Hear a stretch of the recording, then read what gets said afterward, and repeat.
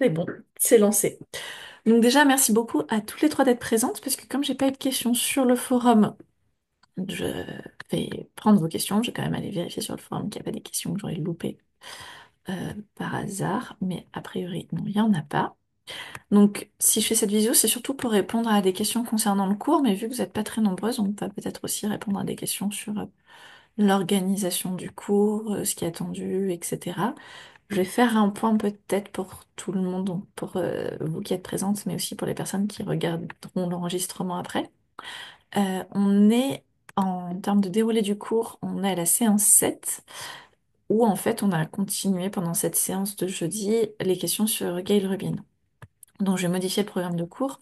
On va finir les questions sur Gail Rubin à la séance 8 et on fera intersectionnalité et consubstantialité à la séance 9. Je modifie un petit peu le programme là, mais pendant les vacances. Dans tous les cas, vous pouvez déjà lire les textes qui sont dans Moodle et vous allez avoir des éléments qui vont se débloquer. Vous pouvez déjà, en tout cas si vous décidez de suivre la temporalité du cours en présentiel, vous pouvez déjà commencer là à remplir, donc c'est en 6 et 7, à répondre aux questions sur Gail Rubin et vous voyez que vous serez évalué par vos camarades à partir du 14 novembre. Je mets ces délais pour que ça avance un peu et que vous n'ayez pas enfin, voilà, plein de questions sur plein de textes en même temps qui traînent. L'idée à chaque fois de ces exercices, c'est que vous y passiez 2 heures. Vous faites ce que vous pouvez. Et après, la correction, ça ne doit pas vous prendre plus que 30 minutes ou 1 heure maximum pour la correction, pour la relecture de vos camarades. Si vous avez besoin de plus de temps, vous pouvez me le dire, mais en général, j'ai mis des créneaux où, voilà, le 14 novembre, on va commencer un nouveau texte.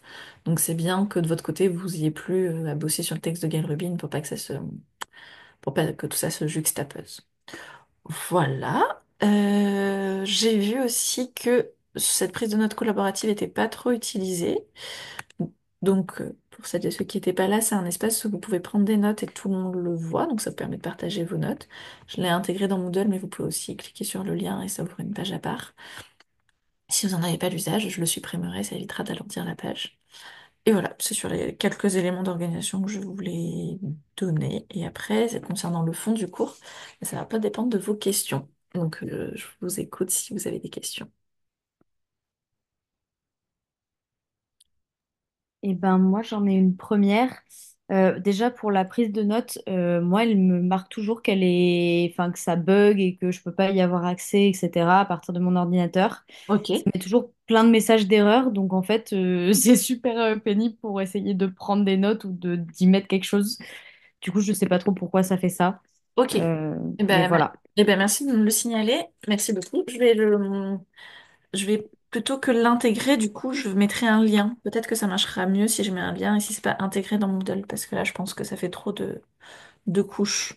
Donc, je tenterai ça et n'hésite pas, Léa, à m'envoyer un mail pour me dire si ça marche mieux ou pas. Et si ça marche toujours pas, je le supprimerai parce que si ça sert à rien, c'est pas. Ouais, Mais super, ok. merci. Et Euh, après du coup, oh pardon, vas-y. non, non, vas-y, tu finis. Non, j'allais dire, j'ai une question sur le cours après. C'est sur le cours sur l'historicité du sexe. Oui, Alors, c'est la page 9 du PowerPoint. Enfin, comme toutes les pages sont un peu dédoublées, ouais, c'est sur les écueils du genre. ouais, Où j'ai pas bien compris la partie sur sexe biologique égale entité anhistorique ouais. et voilà, cette partie-là, si on peut refaire un point, je veux bien. Bah super, très bien. Merci, c'est une très bonne question. Oui, l'idée c'était que, donc on a vu que le genre dans ses premières conceptions c'était une construction sociale, mais si on suit ce postulat jusqu'au bout, alors ça fait du genre quelque chose qui est construit sur un primat biologique qui lui serait immuable. Donc là c'est ce que j'ai mis, le genre ce serait un contenu qui viendrait remplir un contenant qui lui serait immuable, qui serait là de tout temps. Et donc ça fait à contrario, je sais pas si c'est exactement cette partie-là, mais comme je me répète beaucoup en termes d'idées, euh, ça ferait à contrario du sexe une catégorie qui serait donc anhistorique, qui existe, c'est-à-dire qui existerait de tout temps, qui ne serait pas une construction historique et dont la représentation ne dépendrait pas du contexte historique. C'est ça que ça veut dire. Et donc ce que vient remettre en cause justement cette notion d'archéologie du genre, je pense que c'est là, dans les écueils du genre. ce qu'ont remis en cause notamment les travaux féministes, c'est justement de montrer comment, euh, en fait, le problème de parler du genre, ça pouvait conduire à une naturalisation secondaire du sexe. C'est-à-dire, on a dénaturalisé le genre. On sait que les comportements sociaux, la manière de s'habiller, la manière de parler, ne viennent pas d'une nature, mais viennent de la manière dont on est socialisé.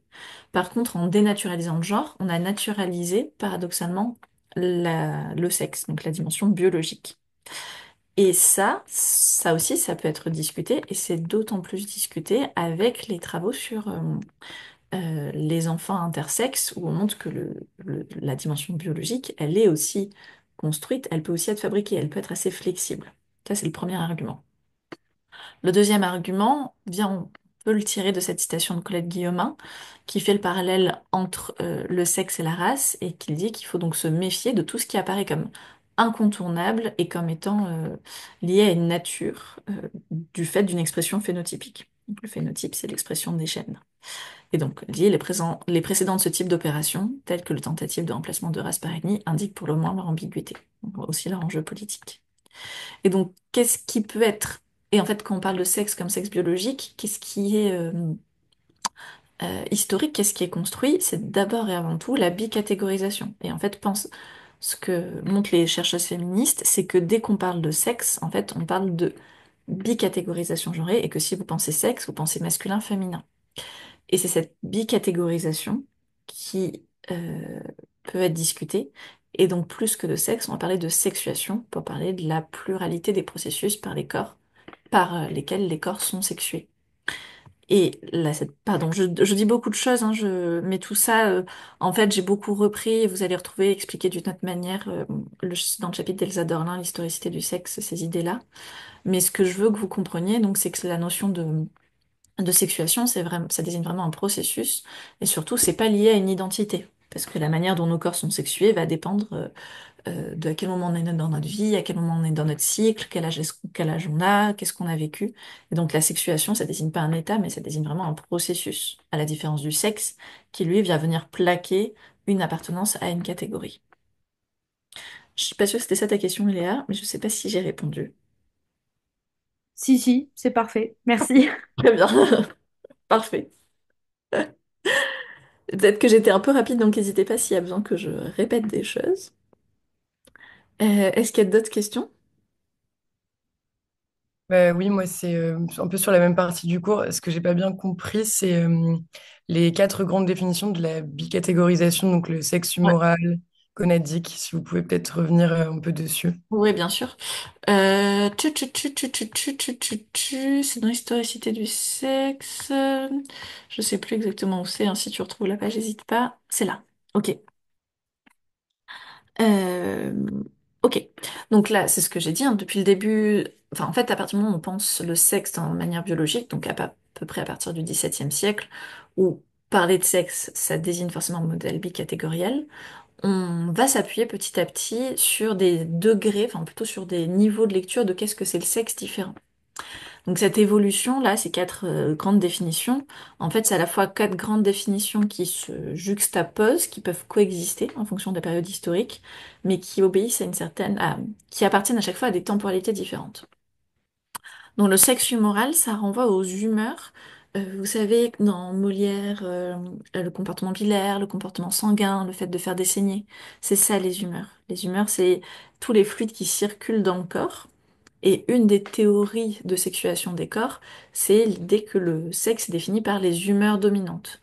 Les femmes auraient plutôt un caractère bileux, alors que les hommes auraient plutôt un caractère sanguin.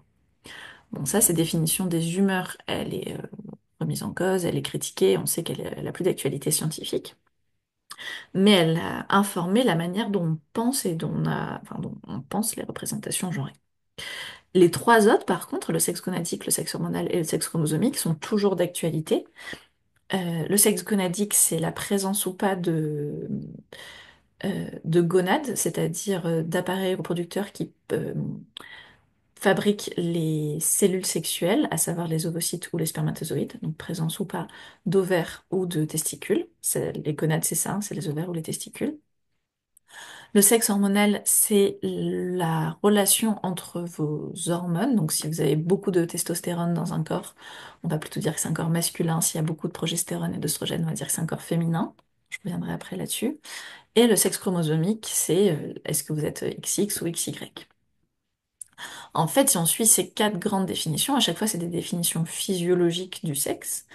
Et pourtant, ce que dit notamment Elsa Dorlin, c'est qu'à chaque fois, que ce soit au niveau humoral, gonadique, hormonal ou chromosomique, on ne pense le sexe que sur un modèle bicatégorisé. C'est-à-dire, au sein du sexe humoral, certaines humeurs sont féminines, d'autres sont masculines. Au sein du sexe gonadique, on a des testicules ou des ovaires. Au sein du sexe hormonal, on a de la testostérone ou des oestrogènes et des progestérones. Et au sein du sexe chromosomique, on est XX ou XY. Mais il y a plusieurs niveaux, il y a plusieurs réalités sexuelles qui viennent contredire cette bicatégorisation. Euh, Au niveau des hormones, c'est peut-être le plus évident. Je ne sais pas si vous avez suivi ces débats-là autour des JO, mais on a une athlète femme qui s'est vue refuser un titre parce qu'elle avait trop de testostérone dans son corps. Et donc il y a eu tout un enjeu de savoir est-ce que c'est une vraie femme, je mets des guillemets avec mes doigts mais vous ne le voyez pas, avec une vraie femme ou pas. Et on voit comment, en fait, cette définition qui est censée être une définition a priori biologique du corps, en fait, agit comme une norme et on n'en a plus rien à faire de la réalité physiologique des corps. Donc il y a plusieurs choses. Au sein de chacune des catégories, on voit que les choses sont pas si simples que ça. On peut avoir des gonades, par exemple des testicules qui sont remontés chez les jeunes enfants donc on ne sait pas si ce sont des testicules ou si ce sont des ovaires, ou en tout cas on n'a pas de production de spermatozoïdes. Au sein du sexe hormonal, c'est très rare que les corps soient parfaitement équilibrés d'un point de vue hormonal. Et notamment, par exemple, votre dosage en oestrogène va dépendre de votre position dans le cycle de vie. Et c'est pas parce que vous êtes ménopausé et que vous avez plus d'oestrogène que d'un coup vous arrêtez d'être une femme. Et au sein du sexe chromosomique, on sait qu'il y a des personnes qui sont viables, qui ont des chromosomes XXY ou X et une partie du Y. Alors, voilà, il y a la pardon. La bicatégorisation est majoritaire, mais n'est pas la norme dans le sens où c'est pas la seule réalité qui existe. Donc, cette bicatégorisation, elle peut déjà être critiquée au sein même des quatre grandes définitions. Et ce que va montrer une chercheuse, je pense que c'est là, ce que va montrer Anne Fosso-Sterling, en plus, c'est que cette sexuation de sexe, elle est erronée, notamment lorsqu'on prend en compte l'articulation de l'ensemble de ces niveaux de sexuation. Qu'est-ce que ça veut dire? Ça veut dire que si je me mets à regarder comment, donc sexe moral on le met de côté parce qu'on sait qu'il n'y a pas de validité scientifique, mais comment le sexe gonadique s'articule au sexe hormonal, s'articule au sexe chromosomique, on peut avoir quelqu'un qui est XX, qui a des ovaires et pourtant produit beaucoup de testostérone. Comment est-ce qu'on classe la notion de sexe? On peut voir quelqu'un qui a des testicules et pourtant qui est XX. Vous voyez, il n'y a pas forcément une homologie stricte entre chaque élément de la bicatégorisation dans ces quatre définitions. Donc c'est ça aussi qui vient remettre en cause le sexe comme réalité intangible et anhistorique. En fait, ce qui est primordial dans la notion de sexe, c'est cette notion bicatégorielle. Et donc on voit en quoi c'est plus une norme qu'une réalité physiologique. Ok, super, merci beaucoup. Est-ce qu'il y avait d'autres questions? Moi, je voulais aussi ajouter du coup, et Léa, je ne sais pas si tu as vu dans le groupe WhatsApp qu'on a, mais je crois qu'il y a un Google Drive qui a été mis à disposition pour qu'on puisse, enfin, que les personnes qui prennent des notes puissent les partager avec d'autres. Ah, super. Donc, on a fait ça et si tu n'as pas vu, je peux te partager les miennes si besoin. Ok, c'est très bien. Si Eh vous... ben, pardon, je suis pas sur le groupe WhatsApp, mais je veux bien être ajoutée. Mais écoute, peut-être mets-moi ton numéro de téléphone dans le chat et comme ça, je t'ajoute Ouais, directement après. carrément, merci. Faites attention, quand je fermerai le Zoom, le chat va fermer, donc il faudra juste faire attention à ça. Si vous voulez m'envoyer par mail le lien, juste, j'irai pas voir, mais du Drive pour que je le mette à disposition dans Moodle, n'hésitez pas, hein, je peux aussi faire ça pour que tout le monde y ait accès. C'est vous qui me direz. Super, trop bien, parfait, si vous organisez, c'est super. Est-ce qu'il y a d'autres questions? Moi, j'avais une question aussi qui est pas relative au cours directement, mais plutôt à l'organisation. C'était sur les questions partagées en collaboration. Ouais, voilà. J'ai essayé de mettre une question, mais je comprends pas tout. Voilà. Et du coup, ouais, j'ai un peu du mal à comprendre comment tout ça fonctionne. Ok. Alors Donc ça, voilà. c'est un QCM où vous faites des questions, que vous soyez en présentiel ou en distanciel. Donc là, vous voyez, vous pouvez décocher et cocher que les questions qui vous intéressent. Donc vous n'êtes pas obligé de vous tester sur toutes les questions à chaque fois. Donc ça peut vraiment, enfin voilà, vous testez sur les questions qui vous intéressent.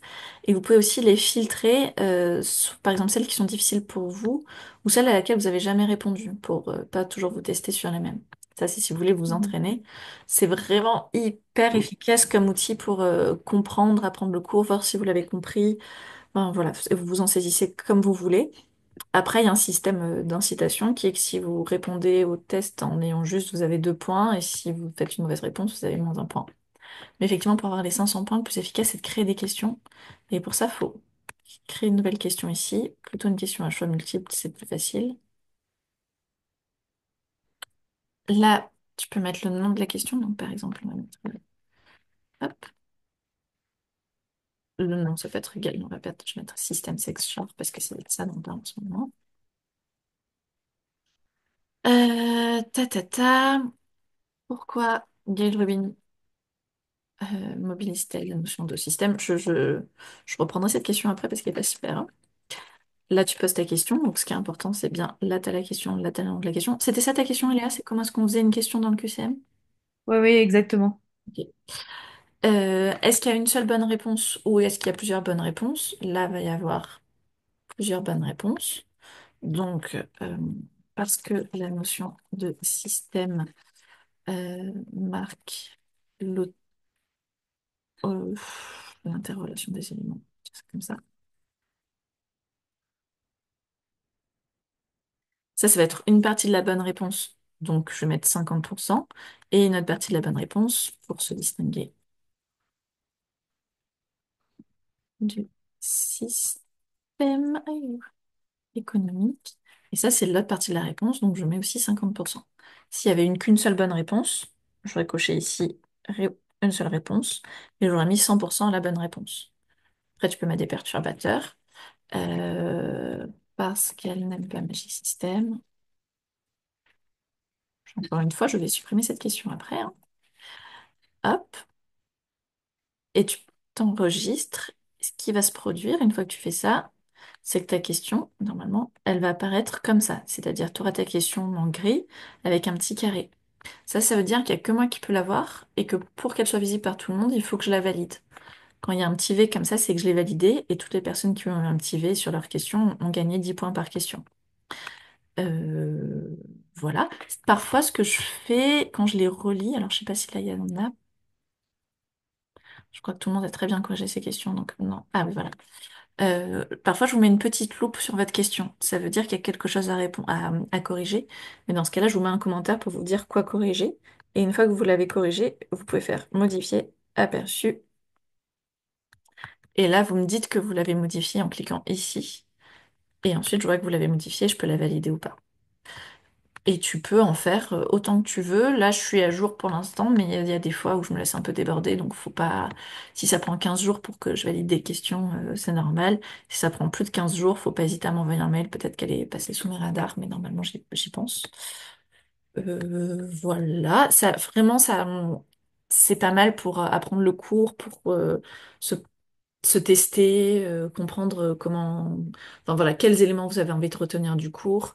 Il y a aussi certaines questions un peu de culture générale qui sont pas vraiment dans le cours, qu'ont fait certains de vos camarades, mais que j'ai laissé parce que je les trouvais intéressantes. Faut pas du tout le prendre comme quelque chose d'évaluatif, faut le prendre comme un outil en plus pour apprendre le cours, se tester un peu sur les éléments, vérifier qu'on a compris. Et pourquoi pas, si par exemple vous voyez une question où vous n'êtes pas sûr de comprendre la réponse ou de comprendre pourquoi cette question est posée comme ça, vous me mettez un message dans le forum et j'essaie d'expliquer ou je fais une vidéo pour expliquer si c'est un peu plus long. Voilà. Ok, merci beaucoup. Bon, Théo, tu nous as rejoint. Je sais pas si tu es là et si tu nous entends.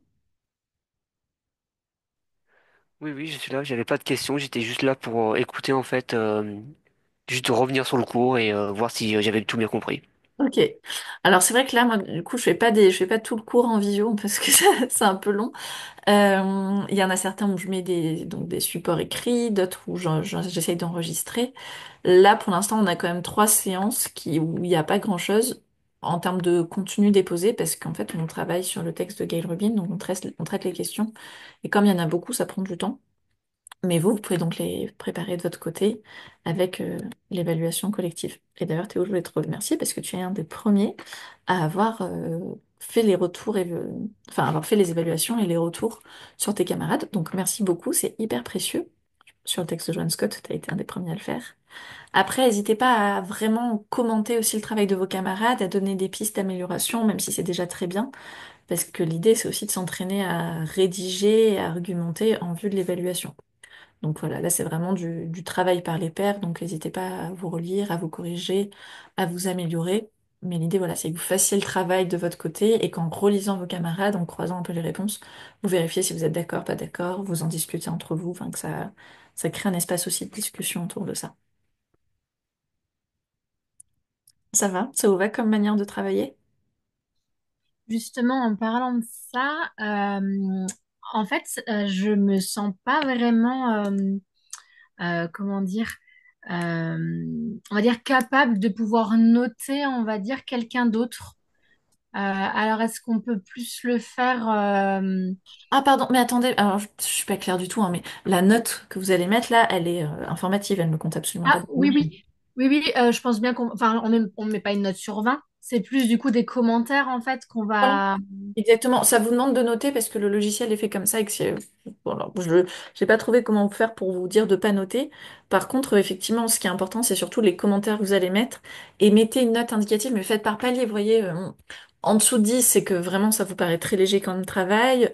Entre 10 et 15, c'est bien, mais il y a des choses à revoir. 15, c'est pas mal. Et 20, bah, en fait, ça vous paraît être un corrigé de cours. Donc, enfin, voilà, vous êtes en master, vous savez un peu ce qu'on attend, mais mettez par palier de 5. C'est pas une note qui va compter dans la moyenne, c'est pas important, c'est juste pour que vos camarades puissent se situer sur OK, j'ai encore de la marge de progression ou non, mais en fait, ce que je fais, ça suffit pour que ce soit clair pour tout le monde.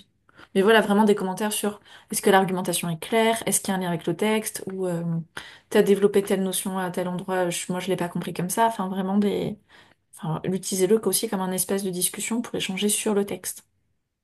Ok, d'accord, super, ça marche. Merci. Là, voilà, la note, elle est enfin, vous avez une seule évaluation dans ce cours et c'est la seule note qui comptera. La note, là, elle est vraiment juste indicative, elle compte pour rien du tout. Voilà. Est-ce qu'il y a d'autres questions? Et du coup, si je peux rebondir sur le partiel, enfin l'évaluation de fin de Ouais. semestre, est-ce que vous pouvez nous donner un peu plus de détails du coup sur ce que ça sera? Enfin, Oui, tout à fait. C'est un devoir donc qui sera pas sur table, hein, vu que vous êtes à distance. Il y aura un espace de dépôt de devoirs dans Moodle dans cet espace-là. Vous avez, si je dis pas de bêtises, quelque chose comme un mois. Donc je pose le sujet mi-décembre et vous avez jusqu'à mi-janvier pour déposer votre réponse. Qu'est-ce que je peux dire? C'est un... Alors, à voir si je garde ce format-là. L'année dernière, j'avais fait deux sujets. Un sujet facile, entre guillemets, mais vous pouviez pas avoir plus de 16. Donc c'était noté sur... Enfin, c'était majoré à 16, mais au-dessus de... Enfin, auquel je rajoute les points bonus du QCM. Et un autre sujet plus compliqué, mais sur 20. Et alors, j'aime pas parler de dissertation, c'est pas des sujets de dissertation, mais c'est des sujets d'argumentation qui demandent la mobilisation des éléments de cours.